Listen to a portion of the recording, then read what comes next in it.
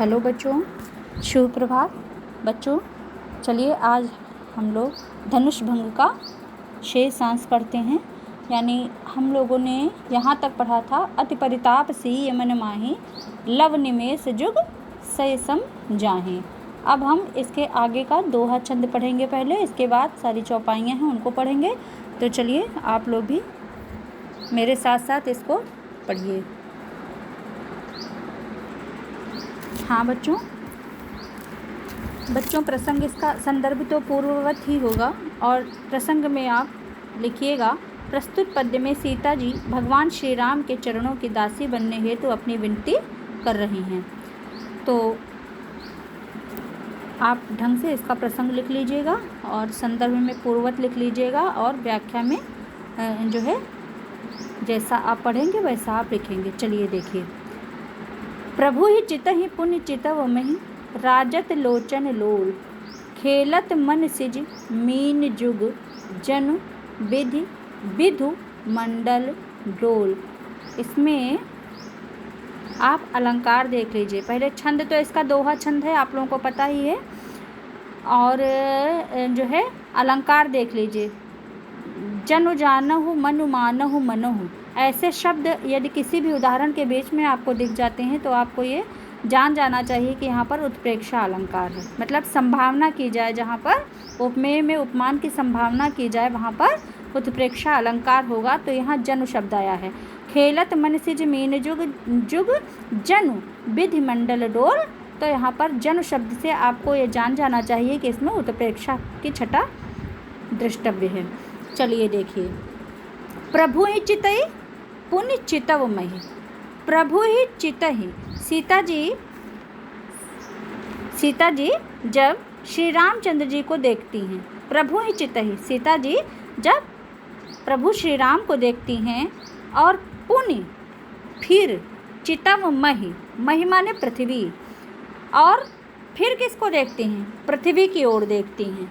सीता जी जब श्री रामचंद्र जी को देखती हैं पुण्य चितव महि और फिर पृथ्वी की ओर देखती हैं, तब राजत लोचन लोल। राजत यानी सुशोभित होते हैं, लोचन माने नेत्र और लोल माने चंचल। ठीक, तो राजत लोचन लोल, तब उनके चंचल नेत्र अत्यंत ही सुशोभित होते हैं। वो फिर से देख लीजिए। प्रभु ही चितहि पुण्य चितव महि। सीता माता जब श्री रामचंद्र जी को देखती हैं और फिर वह जब पृथ्वी की ओर देखती हैं। आप इसको करके देखिए। सबसे पहले अपने सामने कोई व्यक्ति मान लिया खड़ा हुआ है, उसको देखिए और तुरंत अपने नेत्र जो हैं पुतलियाँ नेत्रों की नीचे पृथ्वी पर गड़ा दीजिए। तो क्या होगा? ऐसा लगेगा जैसे नेत्र कोई क्रीड़ा कर रहे हैं। तो वही स्थिति यहाँ पर तुलसीदास जी ने दर्शाई है। कहते हैं कि सीता जी जब श्री रामचंद्र जी को देखती हैं फिर वो पृथ्वी की ओर देखती हैं, तो ऐसा करते हुए उनके नेत्र बड़े ही सुशोभित हो रहे हैं। उनके और लोल लिखा हुआ है, तो ये नेत्रों का विशेषण लगाया। क्या लगाया? चंचल। नेत्र कैसे हैं? चंचल हैं। तो उनके चंचल नेत्र अत्यंत ही सुशोभित हो रहे हैं। और लग कैसे, ऐसा कैसा प्रतीत हो रहा है, इसको आप दूसरे पंक्ति में देखेंगे दोहा छंद की। खेलत मन सिज मीन जुग, मीन माने मछली, जनु विधु, विधु माने चंद्रमा, मंडल डोल। तो उनके नेत्र ऐसे प्रतीत होते हैं। ठीक, जब सीता माता रामचंद्र जी को देखती हैं फिर पृथ्वी की ओर देखती हैं, तब उस समय उनके चंचल नेत्र अत्यंत ही सुशोभित हो रहे हैं और उनके नेत्र ऐसे प्रतीत होते हैं। जनु यानी मानो, मानो मन सिज, खेलत मन सिज मीन जुग जन विधु मंडल डोल। मानो कामदेव की दो मछलियाँ, मानो कामदेव, मन सिज किसको कहा है? कामदेव को कहा है। और खेलत माने क्रीड़ा कर रही हैं। कौन? तो मछलियाँ। मीन माने मछलियाँ। तो खेलत मन सिज मीन जुग जन विधि मंडल डोल।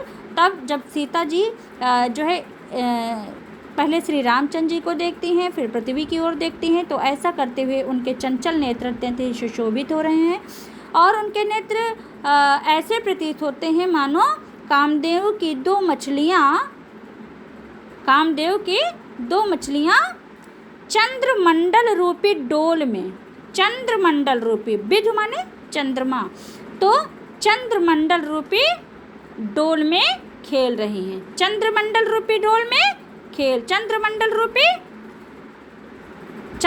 रूपी जो कमंडल है उसमें डोल यानी कि खेल रही हैं। ठीक, खेलत मन सिज मीन जुग जन विधुमंडल डोल। और जब जो है ऊपर की लाइन आप देखिए, उससे कोरिलेट करिए। तब तुलसीदास जी ने कहा कि उनके नेत्र ऐसे प्रतीत होते हैं मानो कामदेव की 2 मछलियाँ चंद्रमंडल रूपी डोल में क्रीड़ा कर रही हैं, खेल रही हैं। ठीक है, चलिए अब नीचे, अब चौपाई छंद में आते हैं। गिरा अलिन मुख पंकज रोकी, प्रकट न लाज निशा अवलोकी। लोचन जल रहे लोचन कोना, और जैसे परम कृपन कर सोना। बच्चों, अत्यंत ही महत्वपूर्ण लाइनें हैं ये, ध्यान से दीजिएगा, ये ध्यान से देखिएगा, बोर्ड एग्जाम में ये कई बार आ चुकी हैं। गिरा अलिन मुख पंकज, रूपक अलंकार की छठा दृष्टव्य है इसमें, बहुत ही अच्छा रूपक दिखाया गया है, रूपक अलंकार बहुत अच्छा प्रयोग किया है इसमें, उत्प्रेक्षा भी है, रूपक भी है, उपमा भी है। तो गिरा अलिन मुख पंकज रोकी, सीता जी की वाणी रूपी भ्रमरी को गिरा अलिन, अलिन किसको कहते हैं? अलिन माने, अली माने भौरा, और अलिन है तो भ्रमरी, और गिरा, गिरा माने वाणी, और मुख तो मुख है, पंकज माने कमल। क्या कहा? गिरा अलिन मुख पंकज रोकी, सीता जी की वाणी रूपी भ्रमरी को। ध्यान से देखिएगा, ध्यान से पढ़िएगा, नहीं तो इस लाइन में कई बार बच्चों को बहुत दिक्कत होती थी, इसीलिए हम बार बार इसको पढ़ा रहे हैं आपको। गिरा अलिन मुख पंकज रोकी यानी सीता जी की वाणी रूपी भ्रमरी को, सीता जी की वाणी रूपी भ्रमरी को प्रकट न लाज निशा अवलोकी मुख रूपी कमल ने। ठीक, सीता जी की वाणी रूपी भ्रमरी को मुख रूपी, गिरा अलिन, इसमें रूपी शब्द आपको बीच में लगाना है, यही रूपक अलंकार है इस लाइन में पूरे में। गिरा अलिन, गिरा अलिन यानी वाणी रूपी भ्रमरी, और मुख पंकज यानी कि मुख रूपी कमल। रोकी ने रोक लिया, वह प्रकट न लाज निशा अवलोकी, वह लाज रूपी रात्रि को देखकर उनके शब्द प्रकट नहीं हो रहे थे।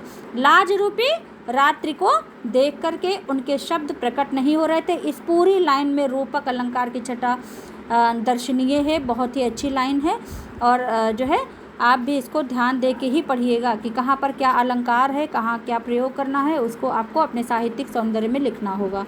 तो गिरा अलिन यानी मुख रूपी वाणी रूपी, गिरा अलिन वाणी रूपी भ्रमरी ने मुख रूपी पंकज को अर्थात मुख रूपी कमल को रोक लिया, वह लाज रूपी रात्रि को देखकर उनके शब्द प्रकट नहीं हो सके।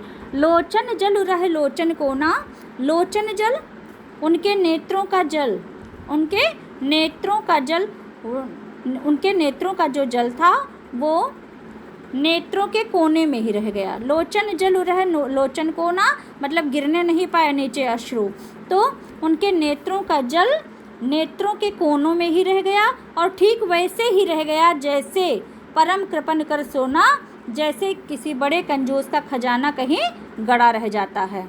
जिस प्रकार किसी जो है बड़े कंजूस का खजाना कहीं गड़ा रह जाता है, उसी प्रकार से सीता माता जी के आँखों से जो पानी था अर्थात जो अश्रु थे वो उनके नेत्र के कोनों में ही जो है रह गए, गिरने नहीं पाए। सकुची व्याकुलता बड़ी भारी बड़ी जानी, धरि धीरज प्रतीति उर आने।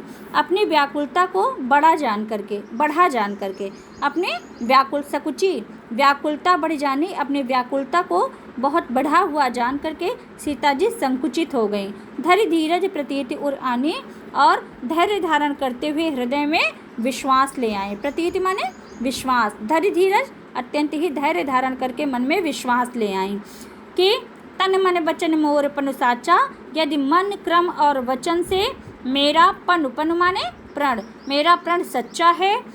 ठीक, और रघुपति पद सरोज चित राचा, और श्री रघुनाथ जी के कमल रूपी चरणों में मेरी सच्ची अनुरक्ति है, और श्री रघुनाथ जी के चरण श्री रघुनाथ जी के कमल रूपी चरणों में। यहाँ पर भी रूपक अलंकार है, जहाँ रूपी शब्द आया है हर जगह रूपक है। तो श्री रघुनाथ जी के कमल रूपी चरणों में मेरी सच्ची अनुरक्ति है। तो भगवान सकल उर्वासी करहि मोहि रघुवर कै दासी। तब समस्त संसार में विद्यमान, समस्त संसार के हृदयों में विद्यमान रहने वाले जो ईश्वर हैं वे तो भगवान सकल उर्वासी, ऐसे ईश्वर जो है समस्त संसार के लोगों के हृदय में निवास करते हैं।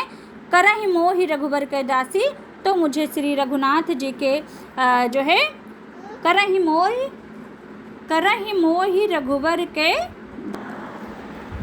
हाँ बच्चों, तब जो है सीता माता क्या कहती हैं, तब वो जब अपने मन में विश्वास ले आई कि यदि मेरा जो है प्रण सच्चा है और श्री रघुपति जी के चरण कमल रूपी चरणों में मेरी सच्ची अनुरक्ति है, तो भगवान सकल उर्वासी करहि मोहि रघुवर कै दासी। तब क्या कहती हैं कि मुझे मेरे रघुनाथ के चरण कमलों की दासी अवश्य बना दीजिए। ठीक, तो भगवान सकल उर्वासी करहि मोहि रघुवर कै दासी। तो भगवान सकल उर्वासी, तो ऐसे भगवान जो समस्त संसार के हृदयों में निवास करते हैं, ऐसे ईश्वर, ऐसे परम ब्रह्म परमेश्वर मुझे श्री रघुनाथ जी के चरण कमलों की दासी अवश्य बना दें। जेहि के जेहि पर सत्य स्नेहु, आपने कई बार ये लाइनें सुनी होंगी, और कभी कभी रामायण होती है तो उसमें संपुट भी लगा जाता है, तो आप इसको देखिए। इसीलिए मैं बार बार कह रही हूँ कि ये लाइनें अत्यंत महत्वपूर्ण हैं, इसको बहुत कायदे से पढ़िए, समझ लीजिए। जेहि कर जेहि पर सत्य स्नेहु, सो तेहि मिलहि न कछु संदेहु।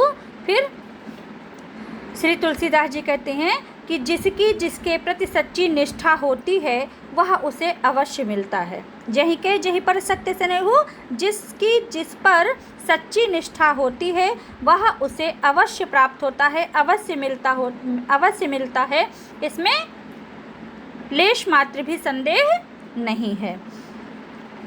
प्रभु तन चितहि प्रेम तन ठाना, कृपा निधान राम सब जाना। और प्रभु के शरीर को देख करके, प्रभु तन चितहि, प्रभु के तन को अर्थात उनके शरीर को देख करके सीता जी ने अपने तन से प्रेम को ठान लिया। अपने तन से प्रेम तन ठाना, प्रभु तन चितहि, श्री रामचंद्र जी के तन को अर्थात उनके शरीर को निहारा, उनके शरीर को देखा, और सीता जी ने अपने मन में भी श्री रामचंद्र जी के प्रेम का दृढ़ संकल्प ठान लिया। वह कृपा निधान राम सब जाना, और सीता जी के हृदय में जो भी बातें चल रही थीं वह सभी बातें श्री रामचंद्र जी अर्थात वो दया के सागर, कृपा निधान माने दया के सागर जो श्री रामचंद्र जी हैं, वो उनकी मनः स्थिति को भांप गए, यानी उन्होंने जो सीता जी के मन में चल रहा है सब कुछ समझ लिया है। और सिंह बिलोक तके धनु कैसे, और सीता जी को देखकर उन्होंने धनुष को ऐसे ताका, ऐसे देखा। सिंह बिलोक यानी सीता जी को श्री रामचंद्र जी ने देख करके तके धनु कैसे, इस प्रकार से धनुष को देखा जैसे चितऊ गरुड़ लघु ब्यालहि, जैसे गरुड़ पक्षी किसी छोटे से भुजंग को देखते हैं। ठीक, गरुड़ पक्षी जिस प्रकार से किसी छोटे से सर्प को देखता है, ठीक उसी प्रकार से श्री रामचंद्र जी ने सीता जी को देखा, और फिर उनको देखा, और फिर उसके बाद उन्होंने धनुष को देखा, और ठीक उसी प्रकार से देखा जैसे कि कोई गरुड़ पक्षी छोटे से सर्प को देखता है। इससे कहने का क्या मतलब है, जिस प्रकार से गरुड़ पक्षी के लिए सर्प कोई बहुत बड़ी बात नहीं होती है, ठीक है, तो उसी प्रकार से श्री रामचंद्र जी ने मानो ये आभास करा दिया सीता मैया को कि मेरे लिए धनुष को तोड़ना जो है कोई बड़ी बात नहीं है। ऐसा उन्होंने संकेत दिया अपने नेत्रों से सीता जी को देख करके। तो चलिए आज दोहा और चौपाई छंद का ये खंड आज यहीं समाप्त करते हैं। दूसरा हम इसके आगे वाले वीडियो में पढ़ाएंगे। और अब हम जितना भी पढ़ा रहे थे इतनी देर में हमने आपको पूरा काव्यगत सौंदर्य बताया है बीच बीच में कि इसमें रूपक अलंकार भी है, उत्प्रेक्षा है, उपमा है, और अवधी भाषा भी पद्य को चमत्कारिक बनाने में सहभागिनी हुई है। ये आपको साहित्यिक सौंदर्य में लिखना होगा और जो है अच्छे से आप अपने कॉपी में लिखिएगा, दिखाइएगा और कोई समस्या होगी तो पूछिएगा। तब तक के लिए धन्यवाद। मिलते हैं आगे वाले वीडियो में।